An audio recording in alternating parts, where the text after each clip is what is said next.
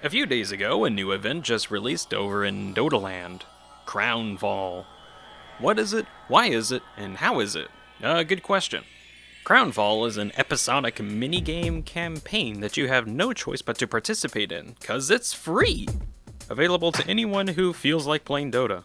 Doing so can net you fantastic rewards such as voice lines, emojis, sprays, loading screens, or treasures, as well as a bunch of other cosmetics. In order to play this minigame campaign, you're going to first need to play Dota. Then pick a hero, and over the course of 30 to 40 minutes, end the game. Afterwards, if you win, you're awarded 3 tokens that the hero that you play represents. If you somehow lose, you'll only get 1 token and it is randomly selected.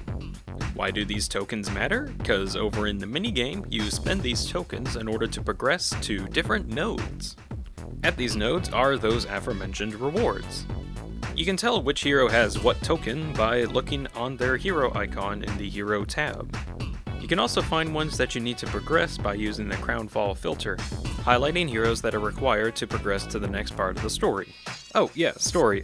This whole event does have a lore significance, and it surrounds these 2 heroes, Skywrath Mage and Vengeful Spirit. So, if you don't know, Venge is the rightful queen of the Skywrath Empire? I'm not sure if it's an empire or not. It's like a race of avian people. Hard to describe. Basically, she was the queen, but now she isn't because her sister was like, "But I want the crown," and then kicked her off the ledge and got her impaled or something. But it was at this moment that the bird god of the flightless Skryok came to her and was like, "You are filled with vengeance. In that case, you will become the Vengeful Spirit," and then granted her the form that she has today. All the while, Skywrath Mage, who is in a relationship with Venge, was like, "Oh, darn, that's, like, bad." And over the past few years, he's been plotting and planning in order to someday overthrow the false queen, of which he has done almost nothing, because in his position, his power comes from whoever is currently in charge. So any attempt to overthrow the queen is also risking his own life, because the queen could literally just take his power, reducing him to just a normal person. So, for now, Skywrath buys his time till he finds the proper moment to strike. Of which leads us to the Crownfall comic. Basically, Skywrath has been summoning Venge to go out on a date for the night to celebrate the Ascension Day, the day that her sister killed her. But he does so improving his loyalty to Venge, spending his entire day with her. But today was a tad different, because this time, Skryok arrives. "I come to you with a proposition, lovebirds. You see, I am dying, and the false queen has killed all of my followers and banned my religion, so I'm dying. Here, take the last bit of my power to go overthrow the queen." So now Skywrath Mage is imbued with the last remaining powers of Skryok, and now personally wields the power to control his own power. And now, since his power and his life is now his own, he can stage a rebellion. But Skywrath, being the man that he is, halves his power level and grants it to Venge, granting her her complete form, growing a new set of wings and imbued with great power. "You dumb idiot, you just wasted our chance of survival." Actually, there's like 1,000 of these Skywrath mages, and we can't really fight them even with your remaining power, Skryok. Which is why we're gonna need some friends. And I know just where to look. And so begins our story to the markets of Midgate.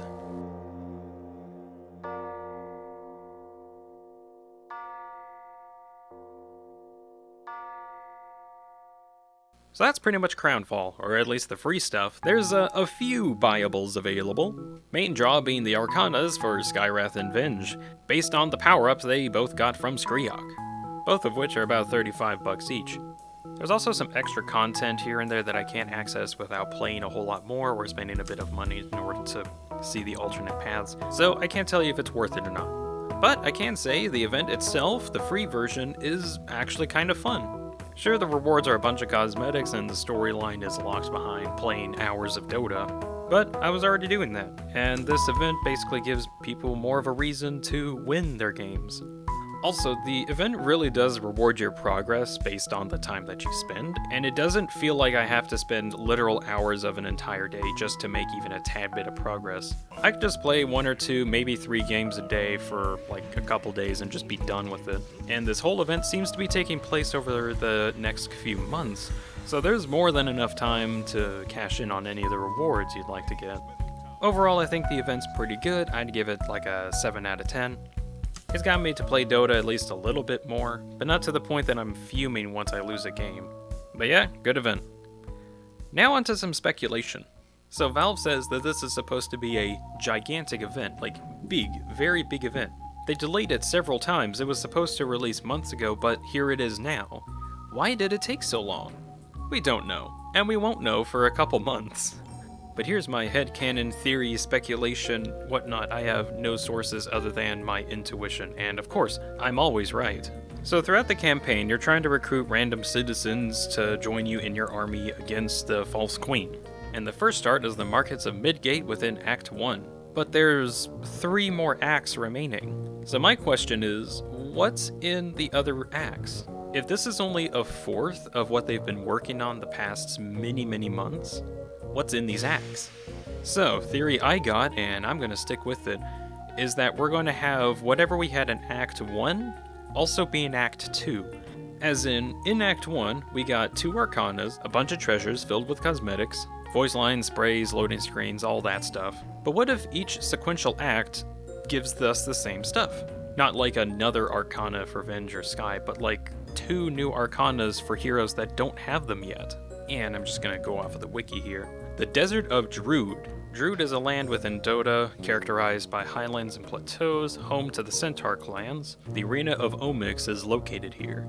Upland of Glody often besiege kingdoms to the south of Druid. Now, no confirmation because this wiki entry has been in here for many years. We're just going off of what some biographies say in Centaurs and Disruptors bios. And I haven't done enough research to know if any other heroes come from the land of Druid. But fact is, Centaur and Disruptor at least mention Druid. Both do not have Arcanas, and both belong to war tribes known to be great warriors within their separate clans. Now, wouldn't it be nice if we could recruit these guys to overthrow a monarchy? Again, I haven't done the research to know the actual world of Dota to see how close Druid even is to Skywrath, but that's just a theory. Same could be said about Icerack, where we know Crystal Maiden, Winter Wyvern, and Tusk reside. One of which already has an Arcana, leaving Wyvern and Tusk with open slots. Act 4 doesn't really give us much to go off of, as, well, it is the Spires of Skywrath. The only people that reside within Skywrath are Skywrath Mage and Vengeful Spirit, leaving no new heroes if they would be speculated to have an Arcana or not. But what if they added in a new hero, the Ringmaster hero that we've been teased about for months? So theory goes they wanted Crownfall to come out somewhat soon, but feature creep got ahead of them and they ended up delaying it to make it what it is now. A large 4-act campaign giving Valve a reason to add in Arcanas for a bunch of heroes. Culminating in Ringmaster being released in Act 4, and then they go fight against the False Queen and they win. That's the theory. Will it happen? I don't know. We won't know for months, and I'll be doing a bunch of different things during those months. Of which I'm going to pull a Valve and not really set in stone what I'm going to be working on, because I have a lot of ideas that I want to do, so yeah, I'll think about it. But I think that's just going to end the video. Thank you all so much for watching. I've been Deanspillabean, back on your screen, wishing you a wonderful rest of the day, or night, whatever time it is. Bye-bye.